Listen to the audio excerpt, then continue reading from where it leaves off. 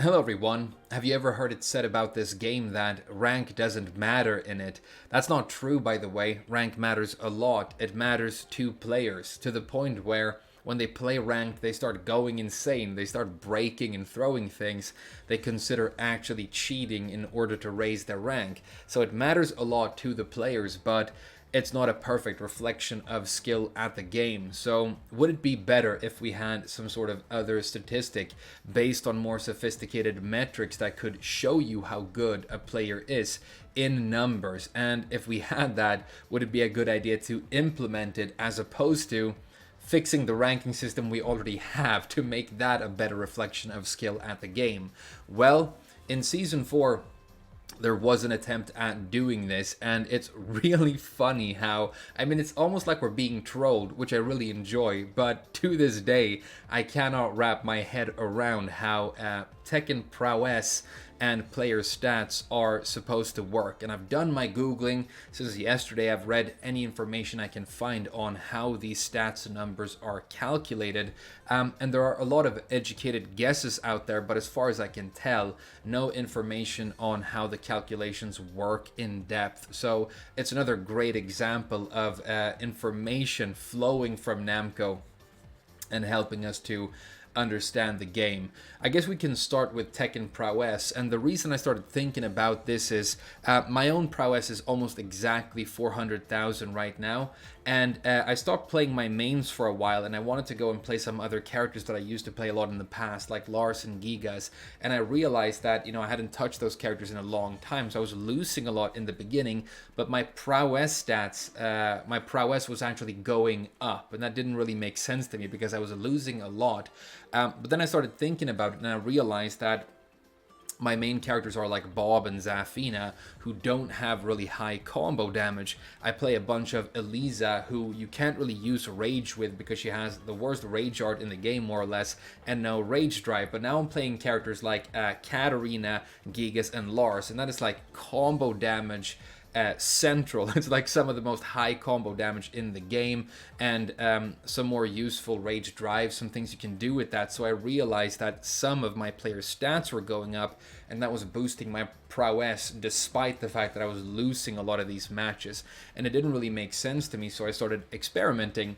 The next thing I wanted to know was, what will happen if I take a character that I've never touched? I started playing some Leo and Elisa, and I haven't played them at all in ranked since I went over to PC. And I just try and raise their ranks by like 10 ranks. What's going to happen to my prowess then?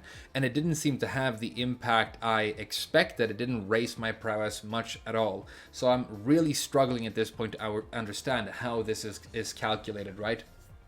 I found this good article online that breaks it down a little bit, but it says that prowess is based mainly around three things. So it's your or four things. Sorry, the highest owned rank, which I think makes a lot of sense. If you're able to get to Tekken God Omega, then that is an indication of skill, and maybe that should reflect on your prowess. Total rank of all characters. This one I think is a little bit weirder. Of course, if you're able to get many more characters to really high ranks, that can be an indication of skill, but I know a lot of players who don't want to play a lot of characters, and the best example of this that I've seen in the last few weeks was I played against a player online called The Last Phoenix, and it was easily one of the sharpest Xiaoyu players I've ever seen playing online all these years. And you can tell, Phoenix is in the player name, so it's a person who like names their account after the character they want to play. And this player had, I think it was like thousands and thousands of wins on Xiaoyu. Extremely, extremely good. I basically couldn't touch this player. I was just confused, It was such a strong Xiaoyu, right? But the Tekken Prowess was like something around, I think, 290,000, around 300,000, despite the fact that this player was like true Tekken God or Tekken God Prime. So if a character specialist who is that good and advanced with a certain character can have a Tekken prowess that low, this doesn't really make sense to me, and I feel like it doesn't really encourage people to be character specialists. I feel like it encourages people to play a lot of characters, and of course one way to play more characters is to buy more characters, because not only do you have access access to more characters that you can rank up with and get a higher total rank across characters, but you also get access to more powerful characters that are a little bit simpler, especially if we're talking about late DLC. And so you can get more prowess, as far as I can tell here, by buying more DLC characters, which feels like a classic Namco move. The next thing on the list here is a number of matches played. So this is like your total number of matches. I don't think that this is one that weighs very heavily in the calculation, because it's not like prowess just steadily goes up. You know, if small change in your playstyle, and it can go up and down quite a bit. It's not like you're constantly gaining a lot of points for just playing a lot. I guess when you get to the point where you have like 20-30,000 played matches, maybe that starts to have an impact, but I honestly think that becomes a really bad metric for measuring skill, because we've all, when we played online, played against these players who like really want to flow chart on a single character. They might have, you know, as much as I've seen 20-30,000 wins on their main character, but they're just doing the same things over and over because that's how they like to play and what they want to do. And for them, it hasn't really been a learning process where they've been adapting for those 30,000 wins, you know, and gotten to a really high level. Whereas somebody who has very few matches played but is learning a lot and has all this potential to become an amazing player probably should have more prowess, in my opinion. So I don't know why this is in there, but again, it doesn't weigh that heavily, so maybe it doesn't matter that much. I mean, experience is a good thing to have. And then the final one, and this is where we're going to go over and talk about the other thing, is player stats. And these are really, really weird. And some of them, I don't know if I agree that they should be part of this calculation at all. So I mentioned that when I started playing Gigas, even though I was losing matches, my Tekken Prowess spiked. And I think it has to do with these player stats that we have. So let's go through them and talk about like how you could use these as an indication of skill. And we also have to think about like, how do you do like the mathematics of calculating this into prowess? How do you make that work? Because some of these things are like pretty specific and weird in Tekken. So the first one is combo damage, right? So what I want to know about combo damage, and if you have this answer, again, like sort of my goal with this video is those of you out there who have more information and understand this better than me, like explain it to me, because I really want to know. But combo damage, right? Okay, so if you have high average combo damage, you get to have more prowess, and that's apparently an indication of you being good at the game.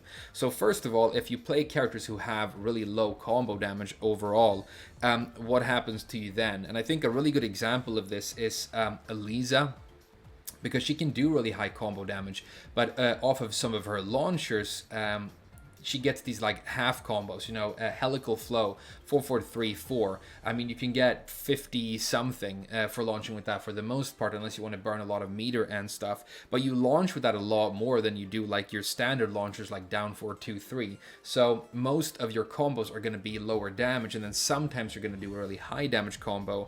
But is that going to give you a lower combo damage stat? It seems like it, right?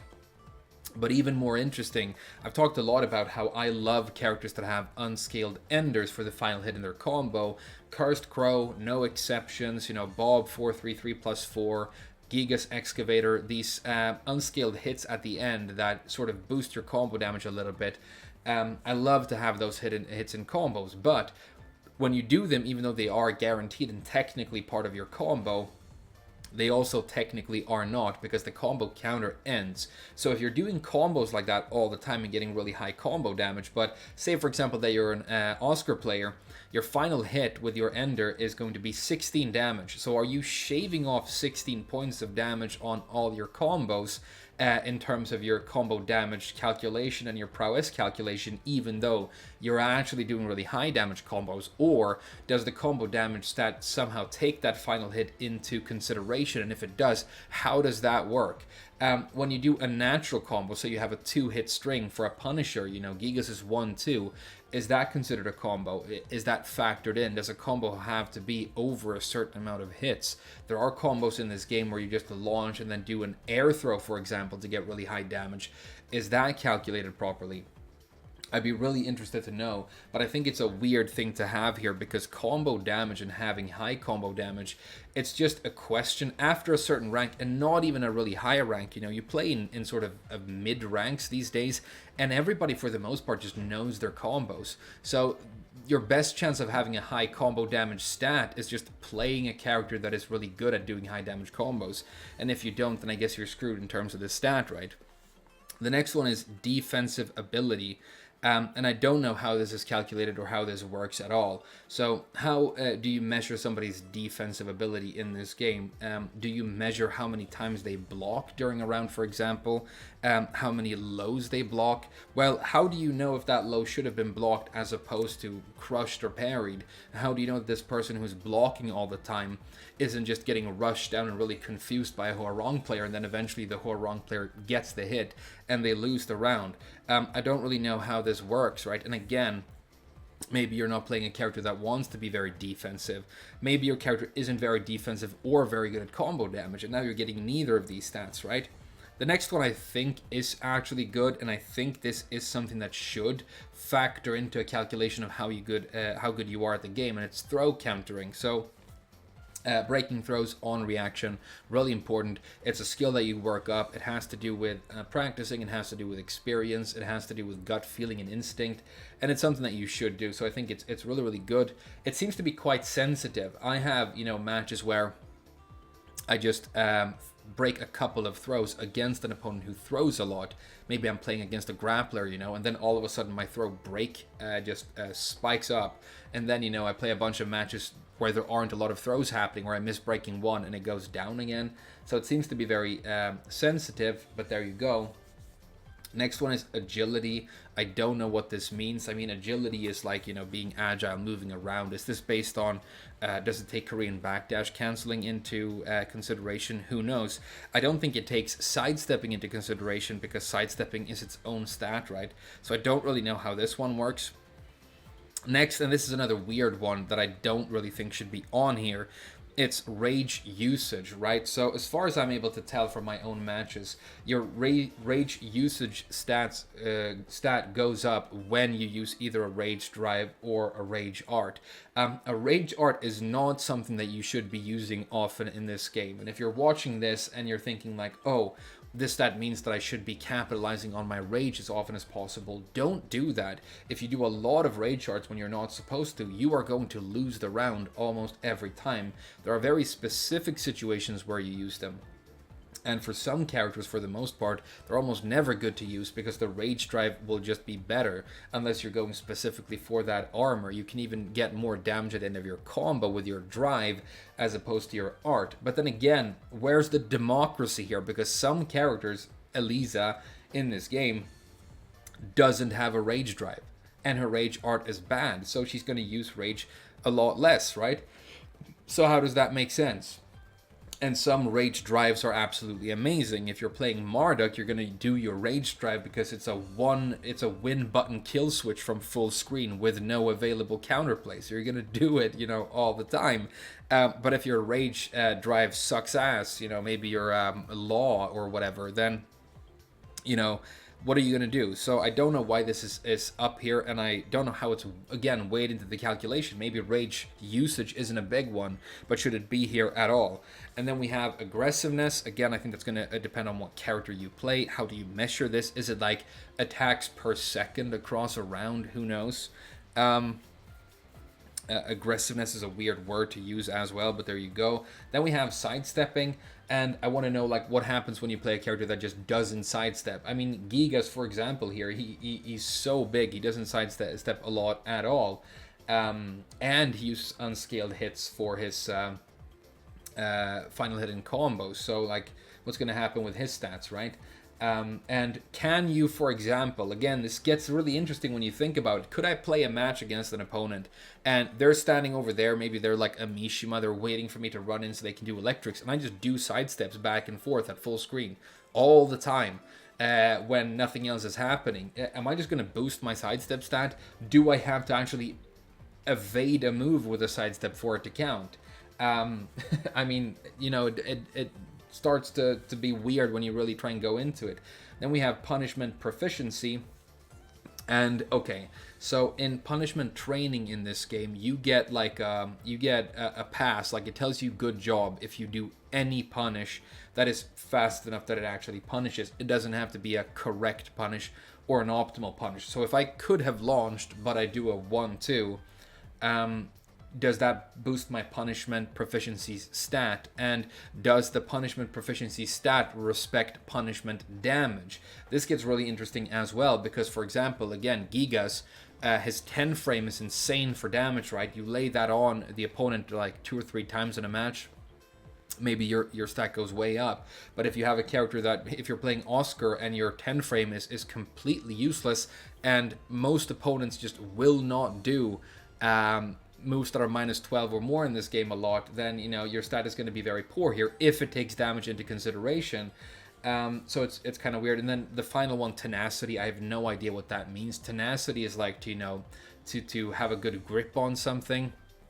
As far as I know, that's what the word means, but I don't know. I mean, maybe it has to do with throwing. Who knows?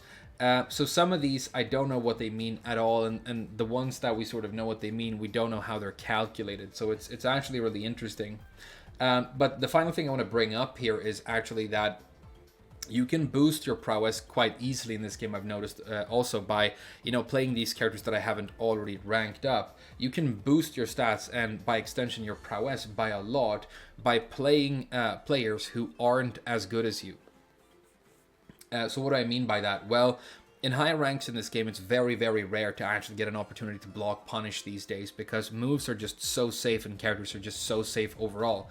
That's not true in lower ranks, which means that people are going to do unsafe moves, and as long as you keep punishing, you can boost your stat here, right? You can get away with using range more. You can capitalize more on your movement. You can rush people down a lot easier. Maybe that boosts, your aggressiveness stats. Who knows? I think all of these stats just get boosted when you play against somebody who isn't as experienced. And I think that's one of the reasons, if you go down and you smurf on a character, all of a sudden your prowess spikes. And it doesn't really have to do with the ranks that you're gaining. It's more about the stats that you're boosting. So it feels to me like what Namco are telling you that you should do in order to be a player with high prowess. It's a funny word, by the way. I've goofed on the word before. I've never heard the word used in English. The only other example I can think of the word prowess being used is in like old subtitles for Naruto episodes when I was like 13 years old. And I think they talked about, Sasuke's manicure Shagungan or whatever was like his visual prowess, which doesn't really make sense either because I think he was born into like a special bloodline and he had like an unfair genetic advantage on other ninjas, so it didn't really have to do with prowess. Essentially Sasuke was like buying DLC, right? He bought the Uchiha package or whatever. But there you go.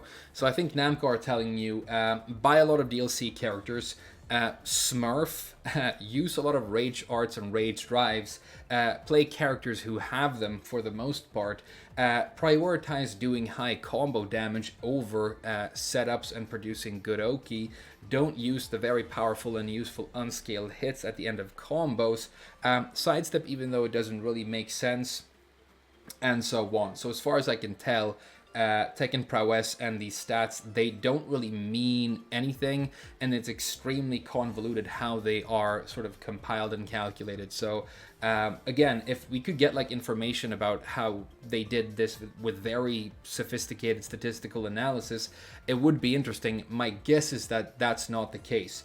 But then again, by far the thing that seems to boost your Tekken Prowess the most is actually highest owned rank, because you see people who have 300,000 even though they're playing at like TGP, which is the second highest rank in the game. But then when you start playing against Omegas, they sometimes have 6 or even 700,000. So that seems to be really, really big. The biggest one is the highest rank that you have. But if we're going to have a system that shows how good you are based on rank, we already have that. It's called rank. So I don't really know what this system is attempting to achieve. But I am very ignorant. I'm just trying to understand this. So if you have more information, then let me know. But the more I think about it, the more confused I get. So I guess I'm just going to stop looking at that part of the screen going forward.